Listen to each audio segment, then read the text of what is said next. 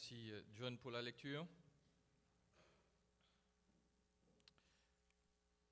En Martinique, lorsque je devais commencer la préparation de couple au mariage, une des premières questions que je leur posais, c'était « Pourquoi voulez-vous vous marier ?» Question un peu normale, vous êtes d'accord avec moi? À votre avis, quelle était la réponse la plus fréquente? Parce qu'on s'aime.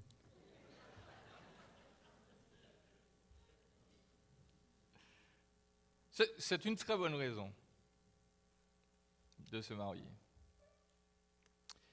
Mais j'ai envie de vous dire, particulièrement par rapport à ce qu'on va voir ce matin, que ce n'est pas la raison pour laquelle on se marie. Ça doit venir peut-être en deuxième position, mais ce n'est pas la raison pour laquelle on se marie. Le mariage, c'est plus que cela. Le mariage n'est pas une fin en soi.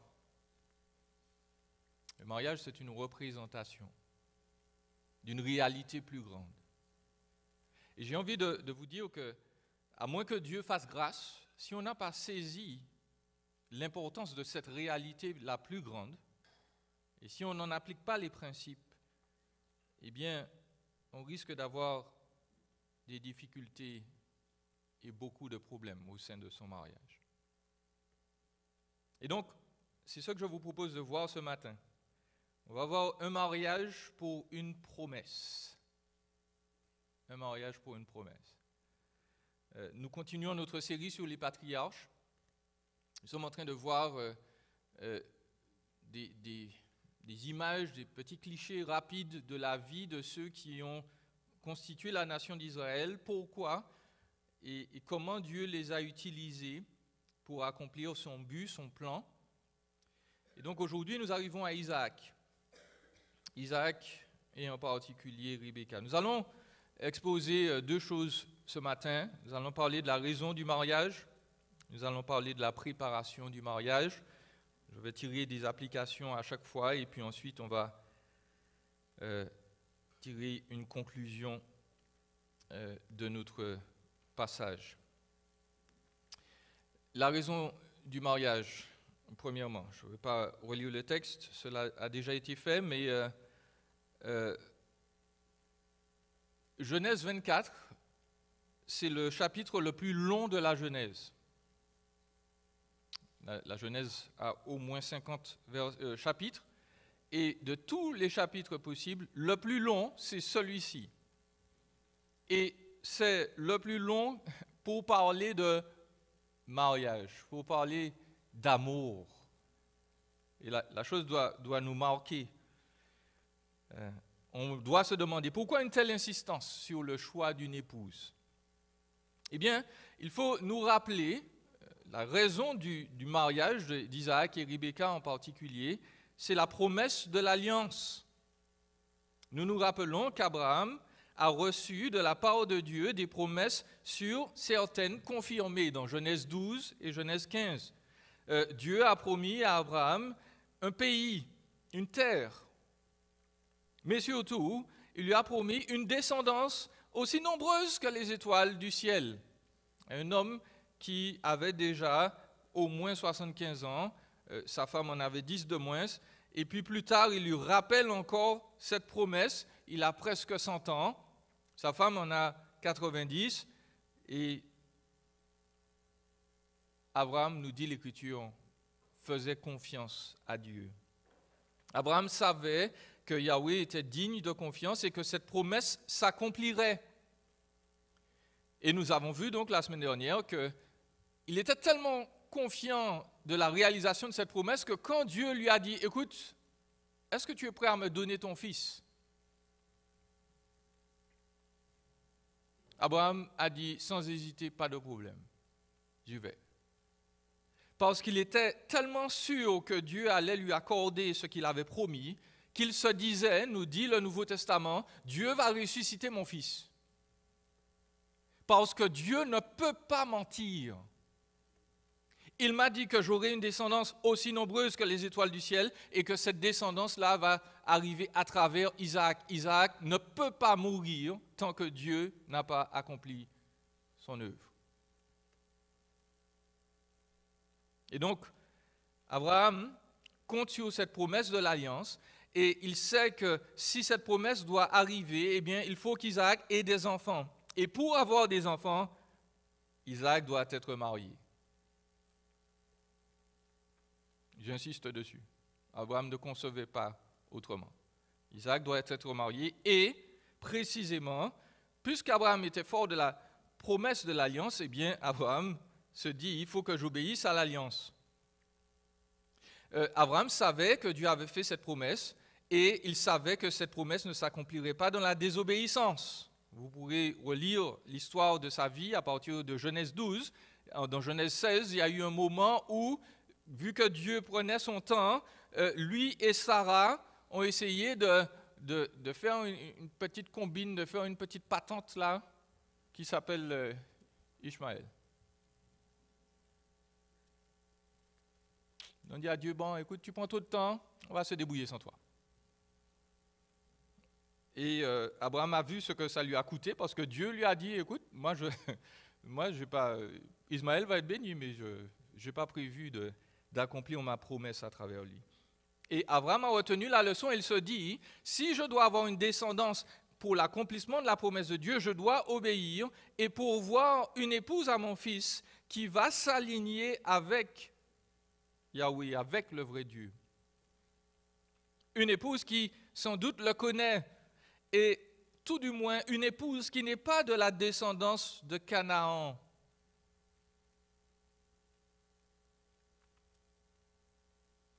Abraham avait un objectif. Dans Genèse 18, versets 17 à 19, il nous est révélé le détail suivant.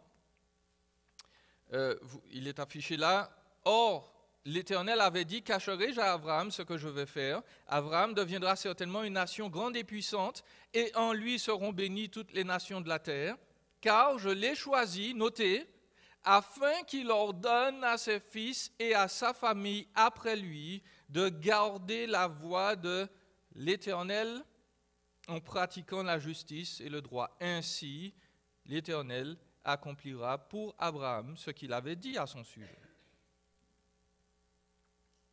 Abraham voulait une descendance qui connaisse et obéisse à Yahweh.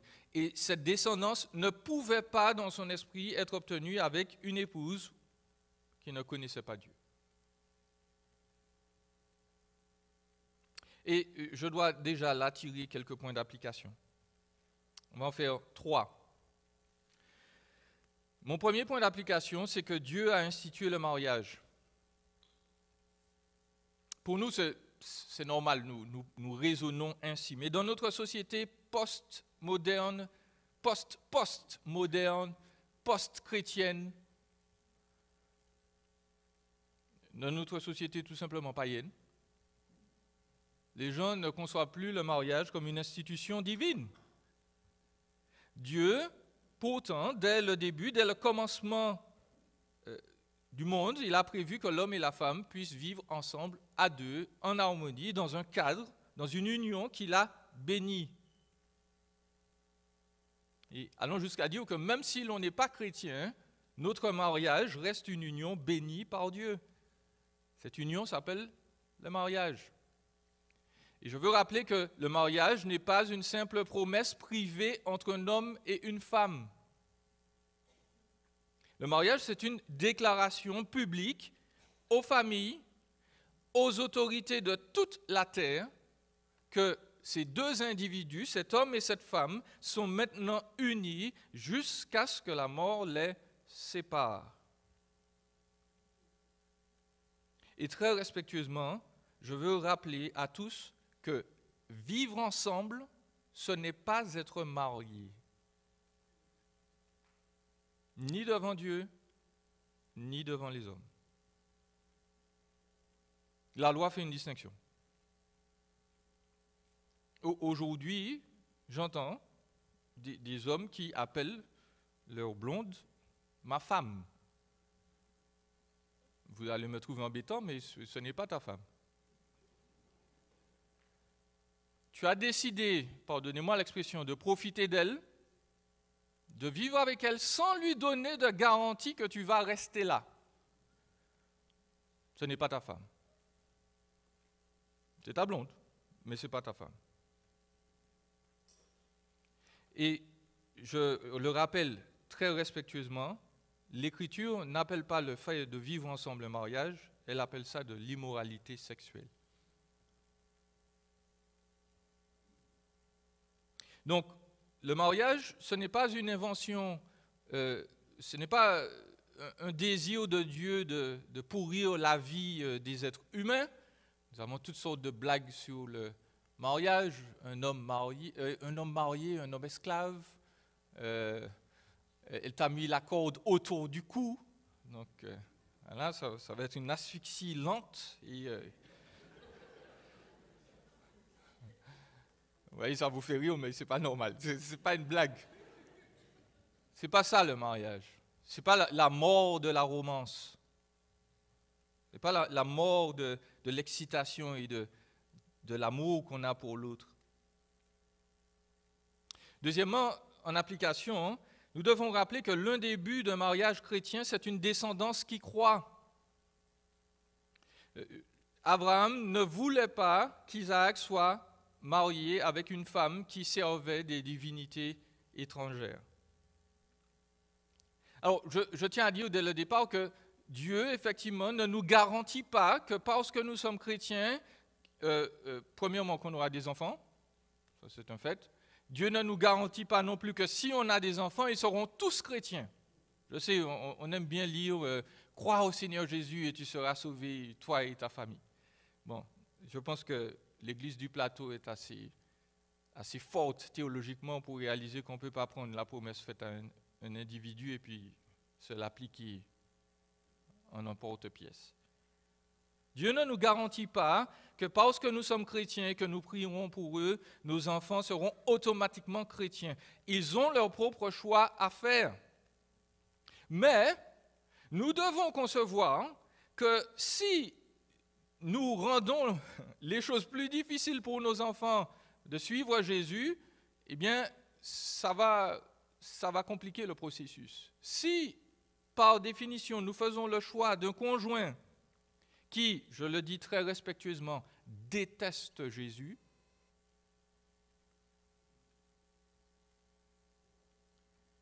nous allons causer des problèmes à nos enfants. Et j'explique ce que je veux dire par déteste, parce que, bien entendu, il y a beaucoup d'hommes et de femmes dans le monde qui vont nous dire « Moi, Jésus, je ne le déteste pas. Hein. » Je le trouve au contraire très bien. Gandhi a dit que Jésus, c'était l'un des hommes, pour ne pas dire l'homme le plus extraordinaire qui marchait sur terre. Sauf que, voyez-vous, Jésus est plus radical que cela. Jésus ne nous dit pas simplement « Écoute, si tu me tolères, c'est correct. Si tu n'es pas fâché contre moi, ça me va. » Jésus dit, celui qui n'est pas pour moi, il est contre moi. Jésus est radical. Jésus nous dit, c'est soit tu es d'accord avec moi en entier et tu me suis, soit tu es dans une position d'hostilité vis-à-vis de moi. C'est simple.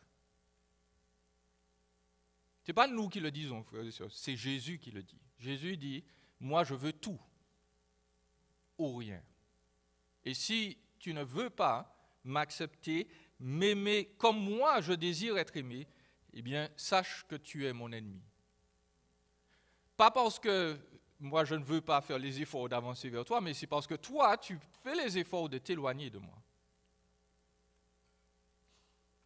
Et donc, Dieu ordonne que le mariage se produise dans le Seigneur. C'est-à-dire que les deux conjoints, l'homme et la femme, s'unissent et disent « Nous aimons Jésus ».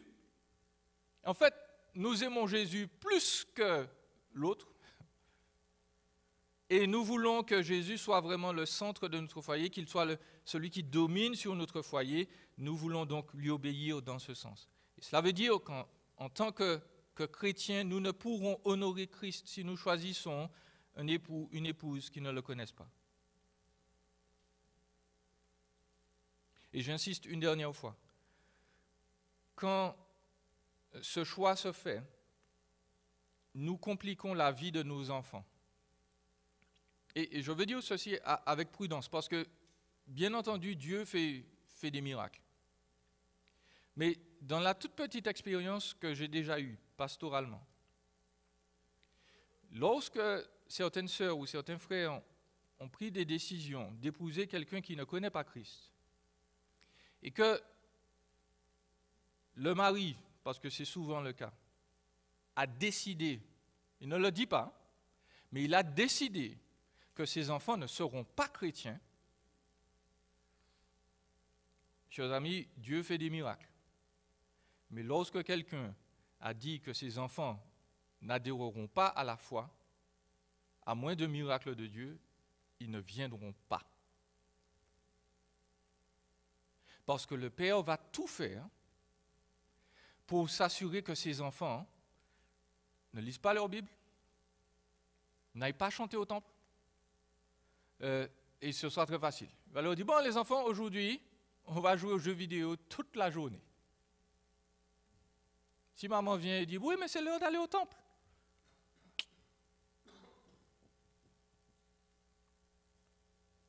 Et très souvent, c'est ce qui s'est produit. Le Père a décidé, non, mes enfants ne seront pas chrétiens, chers amis, encore une fois, à moins d'un miracle de la grâce, les enfants ne l'ont pas été. Et ce n'est pas ce que nous voulons pour nos enfants. Nous voulons qu'ils connaissent Jésus, qu'ils aiment Jésus. Abraham avait donc cette idée en tête. Je veux que mon fils continue d'obéir à Yahweh. Il nous faut voir en deuxième partie la préparation du mariage. Dans Genèse 24, à partir du verset 12, je veux souligner, on va le lire dans un instant, mais notez que Moïse, là, nous tient en haleine. Il veut augmenter le suspens du lecteur. Rappelez-vous, vous savez ce qui va se passer, mais le serviteur, il ne sait rien du tout. Donc il arrive, et mettez-vous à sa place, là, vous imaginez, il arrive, il prie, et il fait cette requête que nous avons entendue tout à l'heure. Il demande à ce que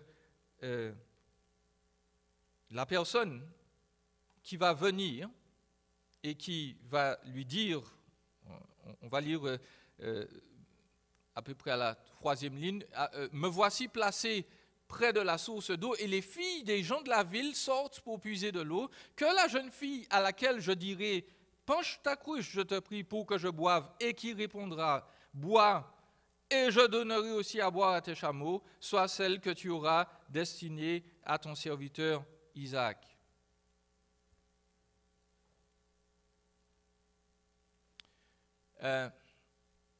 Vous serez d'accord avec moi pour dire que c'est une méthode légèrement étrange pour choisir une épouse. Hein?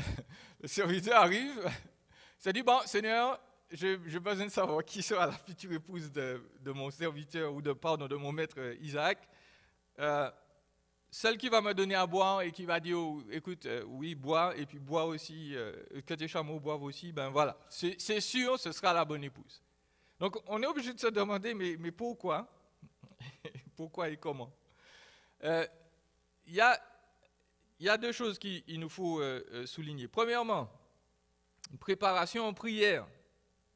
Le serviteur prie et il demande quand même des choses assez précises. Il utilise ce qu'on appelle en théologie une méthode oraculaire. C'est-à-dire qu'il va utiliser un oracle. Et dans le sens d'oracle, c'est-à-dire que Dieu parle, que Dieu révèle les choses. Cette méthode est simple. Il s'agit de poser des conditions, souvent extraordinaires, qui vont démontrer par leur accomplissement que Dieu parle vraiment. Ce qu'il demande là, c'est quelque chose d'extraordinaire. Et vous allez me dire, mais en quoi est-ce extraordinaire? Eh bien, notez que premièrement, cette demande-là, que la première jeune fille ou que la jeune fille que je trouve et qui va me dire « bois »,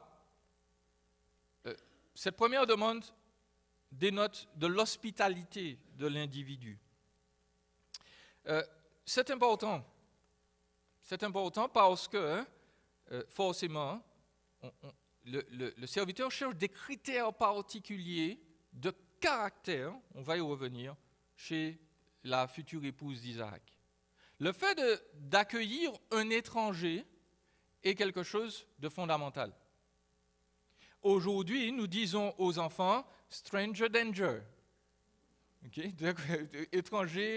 Les étrangers qui vous disent « j'ai perdu mon chien, est-ce que tu veux m'aider à le… » Bon, vous savez, chers parents, que vous devez dire aux enfants « disparaissez.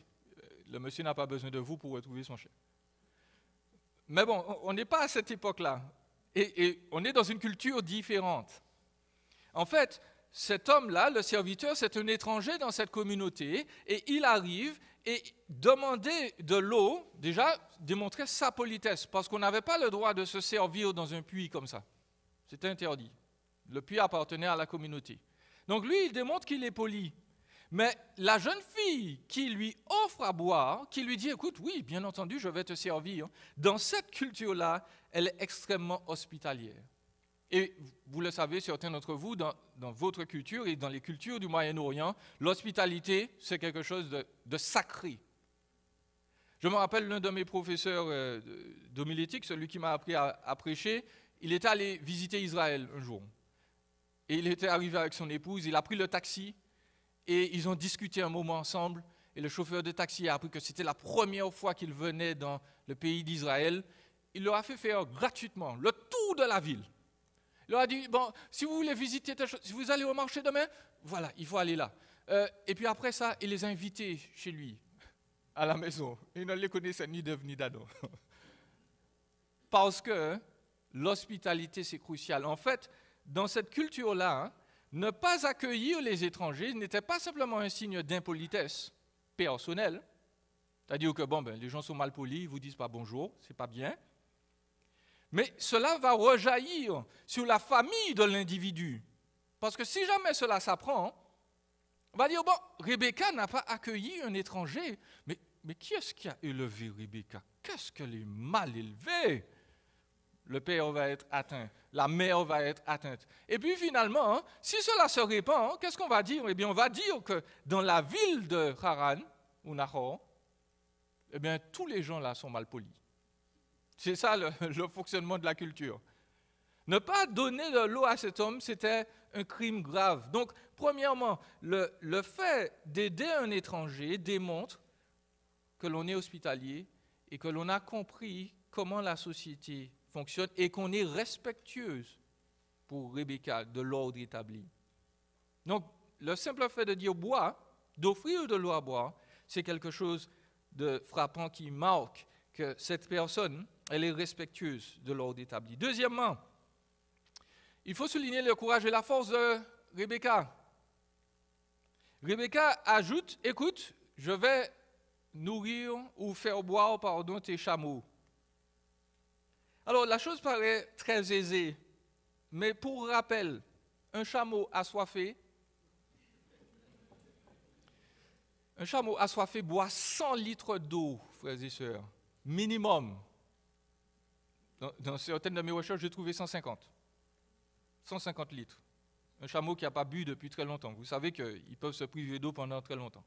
Et vous savez qu'ils ne stockent pas l'eau dans leur bosse. Mais bref. Un chameau assoiffé boit au minimum 100 litres d'eau. Les contenants de l'époque avoisinaient entre 10 et 20 litres. Donc, faites le calcul avec moi, je suis très mauvais en maths, mais vous pouvez le faire avec moi. Au moins 10 litres, une fois, 2 fois, 3 fois, 10 fois. Il faut l'épuiser 10 fois pour abreuver un chameau. Le monsieur en avait 10. Et rappelons-nous que les puits de l'époque, ce n'est pas les puits qu'on représente au Moyen-Âge avec la petite manivelle, hein, ou bien la pompe là. Non, les gens partaient avec leur corde, ils attachaient la corde à la cruche, ils faisaient descendre la corde, ils faisaient remonter la corde, le dos. Quand Rebecca a dit, écoute, je vais nourrir tes chameaux, je ne sais pas ce qui lui est passé par la tête. Mais là, il faut...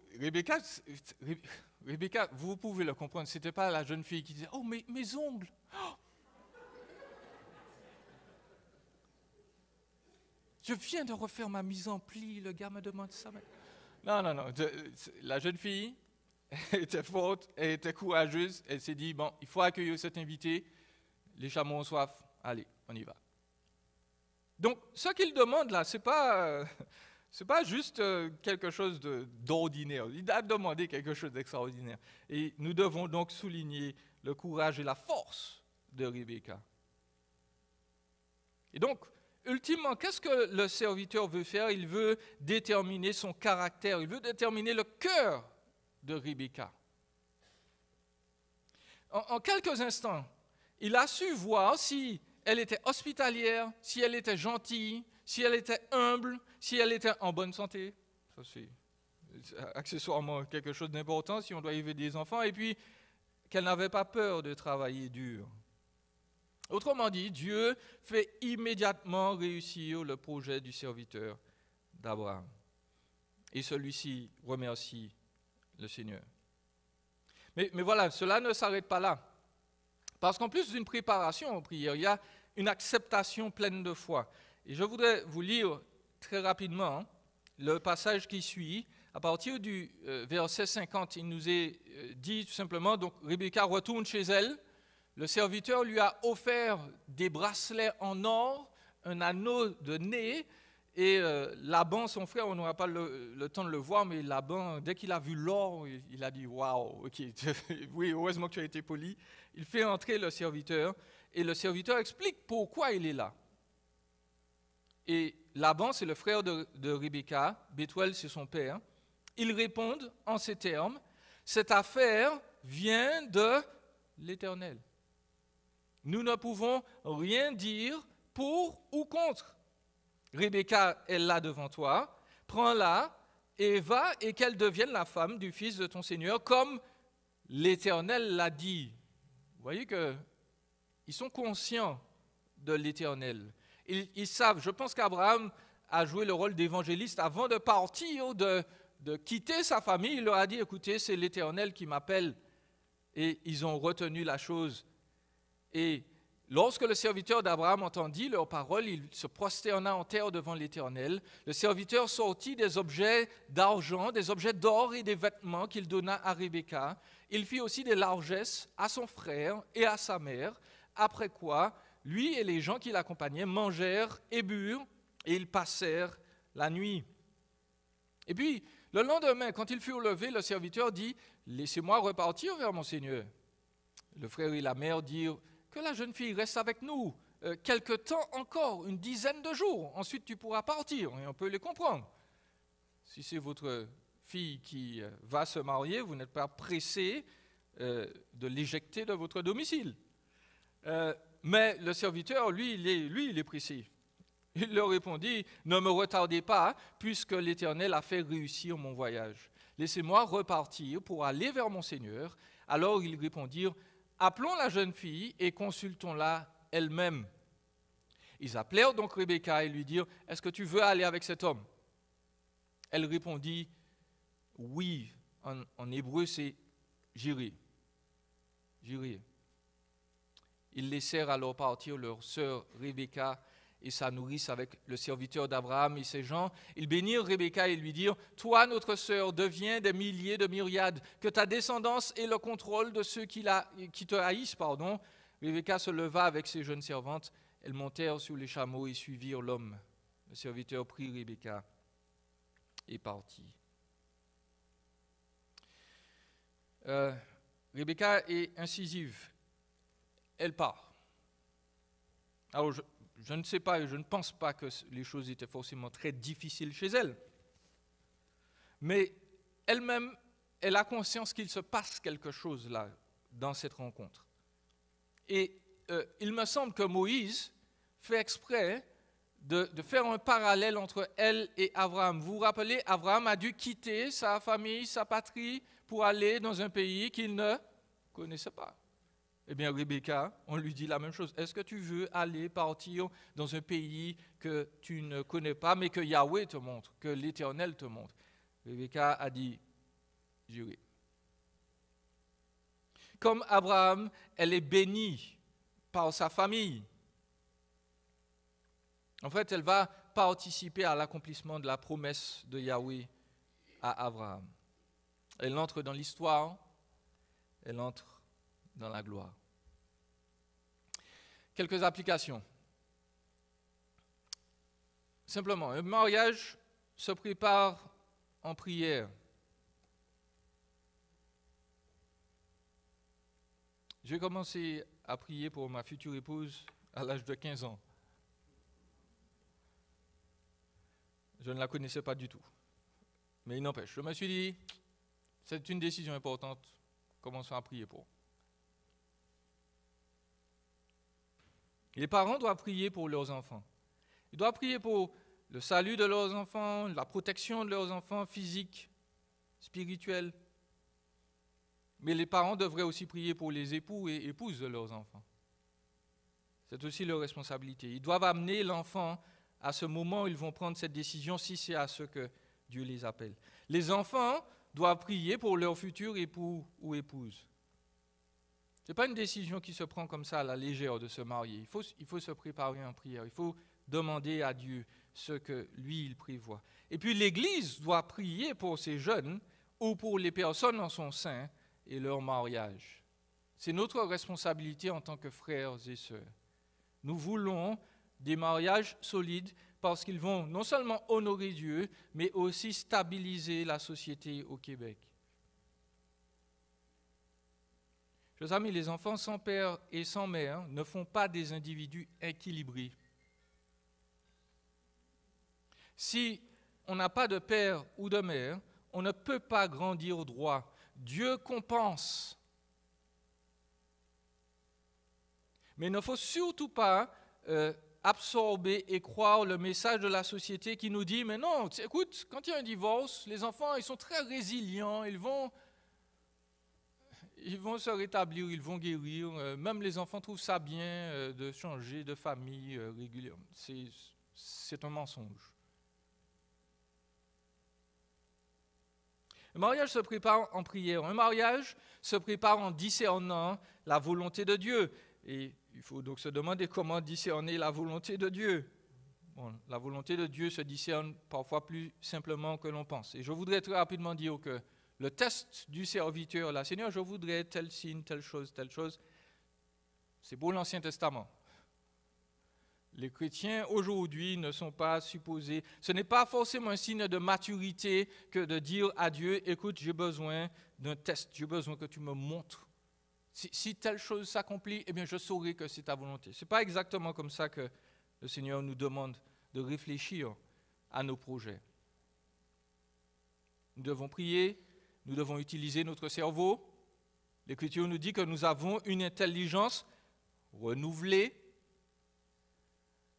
Souvent, les chrétiens, très rapidement, prennent des décisions presque à coup de divination. Ils prient, ils demandent à Dieu, mais Seigneur, qu'est-ce que je dois faire? Ils ferment les yeux et puis...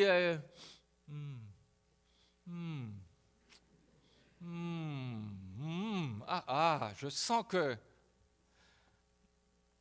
En tant que chrétien, ce n'est pas comme ça qu'on fonctionne, mes amis. Ça, c'est de la divination. On essaye de discerner quelque chose que Dieu nous dirait là au fin fond de son cœur. Ce n'est pas comme ça qu'on prend des décisions en tant que chrétien. En tant que chrétien, on réfléchit, on pose les questions, le pour et le contre. Est-ce que cette décision est morale? Est-ce que cette décision est légale? Est-ce que cette personne connaît Dieu? Est-ce que cette personne aime Dieu? Parler du travail, du mariage. Est-ce que cette personne travaille? Est-ce que cette personne... Lorsqu'on lui parle de s'impliquer dans le ministère, eh bien, il ou elle est toujours à reculons, elle dit « Oui, mais je n'ai pas le temps. » Comment est-ce que cette personne parle à ses parents? C'est des petites choses qu'on ne réalise pas, mais la personne qui répond à ses parents de manière cavalière, qui les traite de n'importe quelle manière, vous pensez qu'elle va vous traiter mieux? La personne qui envoie son père et sa mère promener, ce n'est pas vous qu'elle va respecter. Hein? C'est pas possible. Comment discerner la volonté de Dieu? Eh bien, de manière très claire. Il nous faut peser le pour et le contre, réfléchir de manière avisée, et puis demander aussi des conseils à des personnes qui sont avisées. L'Écriture nous dit, dans Proverbe 15, 22, les projets échouent faute de délibération, mais ils réussissent quand il y a de nombreux conseillers. Et je voudrais dire qu'essayer de construire un mariage seul, sans consulter de personnes sages, c'est dangereux. Le message d'Hollywood à l'heure actuelle et de la société ambiante, c'est écoute ton cœur. Écoute ton cœur. Est-ce que tu l'aimes? C'est tout ce qui compte.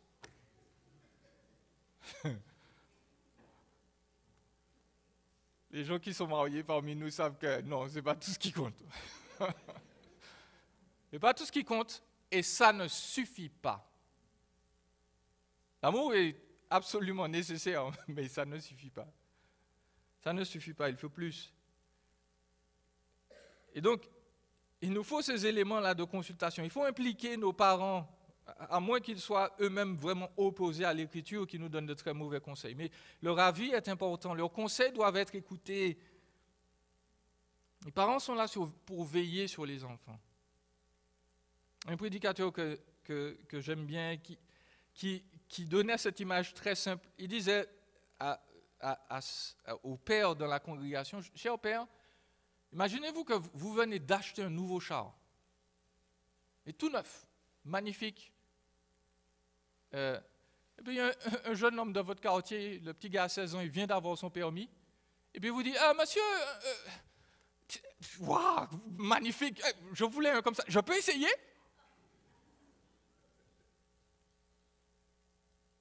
Vous allez lui remettre les clés? Je sais qu'au Québec, on est très gentil, mais vous allez lui dire, écoute, vas-y. Et le pasteur disait, vous ne le faites pas pour votre voiture, mais le jour où il y a un petit garçon cervelle qui vient frapper à votre porte et vous dire, est-ce que Sophie est là? Vous lui ouvrez grand la porte et vous lui dites, ouais, vas-y. Mais rentre avant 20h. Hein? Le pasteur souligne avec raison que le modèle de la société pour préparer un mariage, excusez-moi, il est nul et non avenu. Il est nul et non avenu. En 1971, au Québec, il y avait 50 000 mariages. En 2022, il y en a 24 000. En 1971, il y avait 5 000 divorces au Québec. En 2022, il y en a 8 500. Et ces gens-là se sont dit, je t'aime. C'est tout ce qui compte. Et pour certains, les parents leur ont dit, allez-y. Sans contrôler qui vient, pourquoi. Chers amis, nos enfants, nos filles, nos fils valent plus qu'une voiture. Il faut prendre le temps, non seulement de conseiller les uns et les autres avec la famille, avec nos amis. Les anciens et pasteurs doivent être impliqués dans la démarche. Et je ne dis pas cela parce que je suis un gars curieux et puis je suis un homme contrôlant, j'aime bien avoir les mains sur tout, hein, c'est pas ça. Mon but, c'est que tous ceux qui se marient réussissent. Mon but, c'est de les voir arriver soit à la fin de leur vie ou au jour où Jésus va arriver et ils seront toujours main dans la main en train de se dire, on sert Dieu ensemble. Ça, c'est mon objectif. Mais quand on a commencé nos petits plans, parfois sur des bases bancales, et puis qu'on dit au pasteur, mais finalement, bénis-nous. Oui, mais il y a des tas de choses qu'il faut vérifier en amont.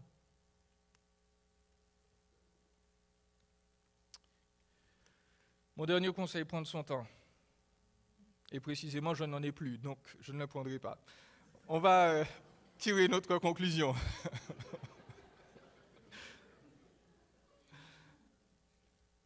Chers amis, la raison pour laquelle Vous vous rappelez, 22 000 mariages au Québec en 2022, il y a 8 500 divorces.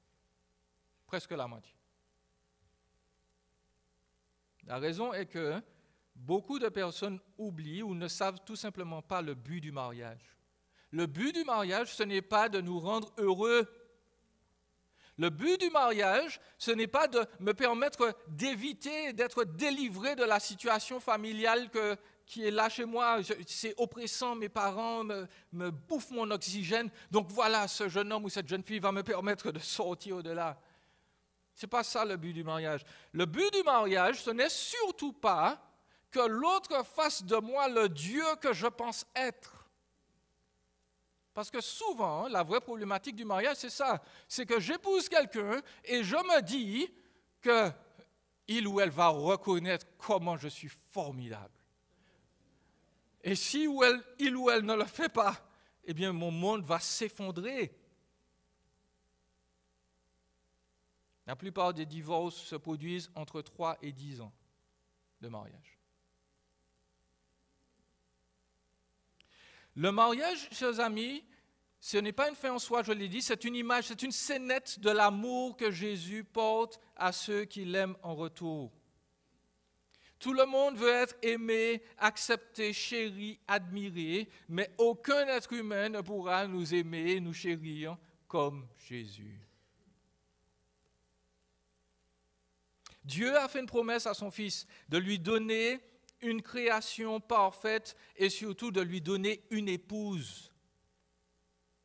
Et même si le péché est intervenu, même si la désobéissance est là, le plan de Dieu n'a pas changé. Dieu est à la recherche d'une épouse pour son Fils.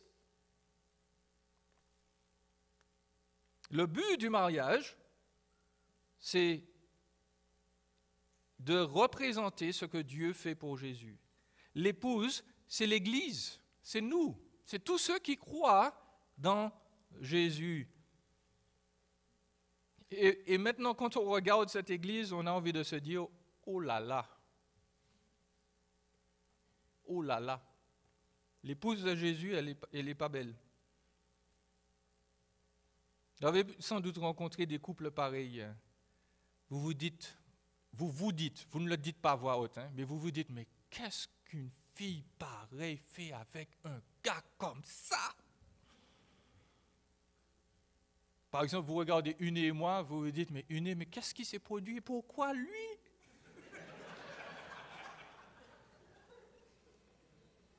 Et je vous ai déjà expliqué pourquoi. Le Seigneur l'a aveuglé. Et puis c'est quand elle a dit, oui, je le veux, que ses yeux se sont ouverts, il était trop tard.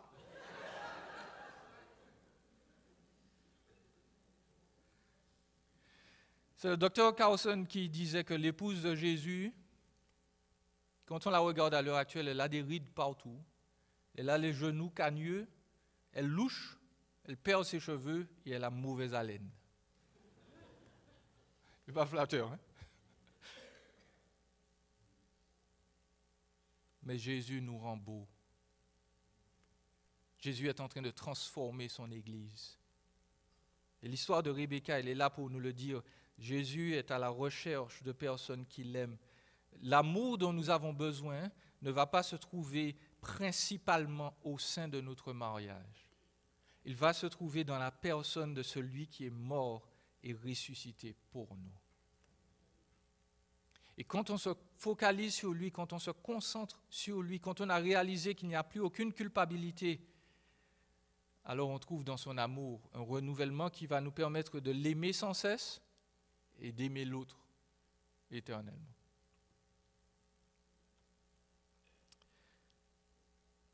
Chers amis qui ne connaissez pas Christ, Dieu vous appelle. Il vous appelle à un amour irrésistible, un amour magnifique, un amour qui ne cesse jamais. Et le mariage dit tout cela. Que Dieu nous encourage et nous bénisse. On va prier ensemble. Seigneur, glorifie-toi au sein des unions que toi-même tu as bénies, au sein de notre assemblée, au sein de cette société. Seigneur, tu sais que le mariage n'est pas facile. Encourage ceux qui vivent des difficultés et qui ont envie de laisser tomber.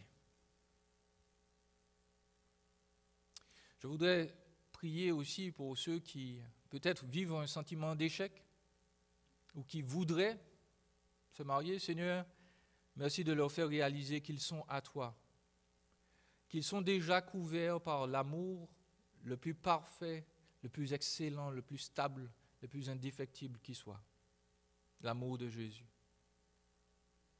Qu'ils ne soient pas dans la peine, que nous ne soyons pas, Seigneur, perplexes face aux difficultés de la vie, mais que ton amour nous renouvelle et que cette réalité du pardon que nous trouvons en toi nous porte jusqu'au jour où tu vas nous faire grâce, jusqu'au jour où nous te verrons face à face. Sois avec nous, nous t'en prions. Amen.